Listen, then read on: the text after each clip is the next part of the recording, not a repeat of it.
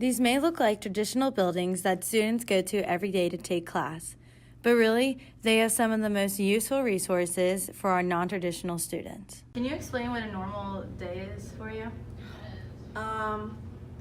Normal weekday, where I have class, I wake up, I take my kid to his grandma and grandpa's, and then I leave and I go to class, and then I come home from class and I play with him or I work.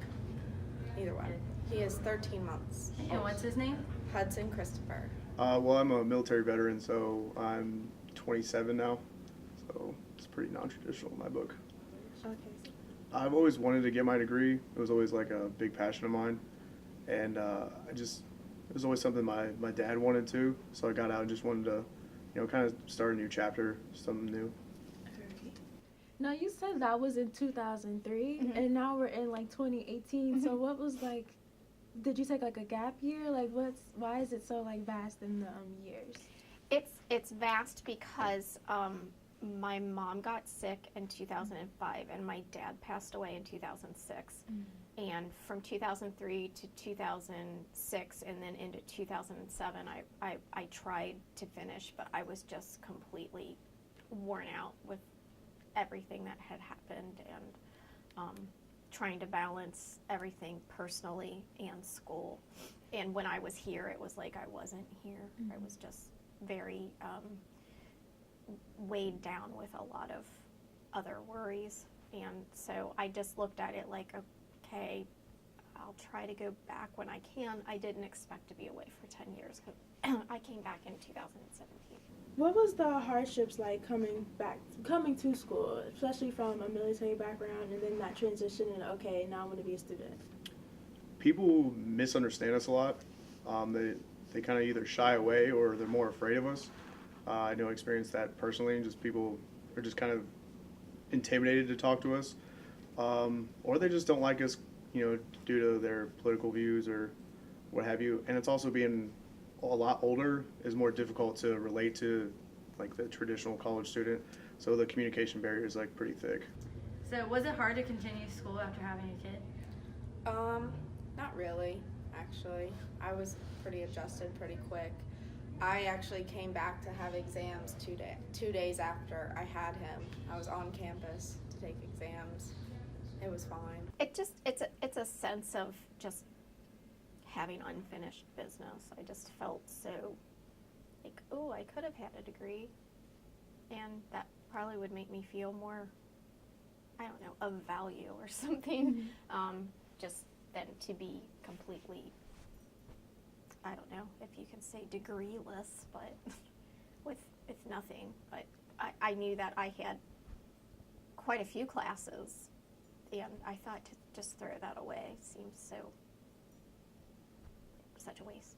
Are there any resources that you use on campus that help you, or do you know of any?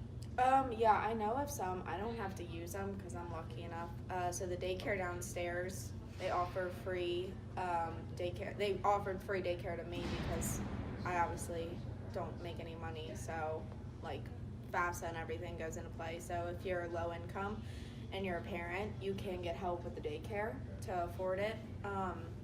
And then they also have deals with daycares around here, but I don't use a daycare, so I'm lucky with that.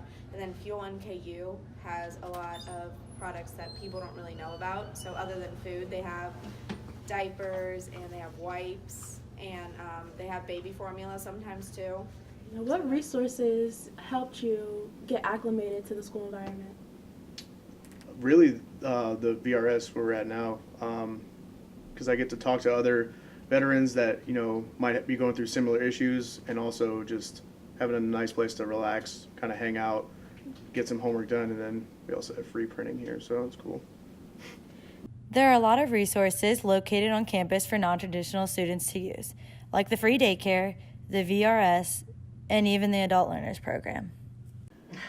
It's an evolution. It's been a transition. So adult learner programs and services has been around for a couple of years, but how it looks now is different than how it used to look. So, several years ago, the department was called Educational Outreach.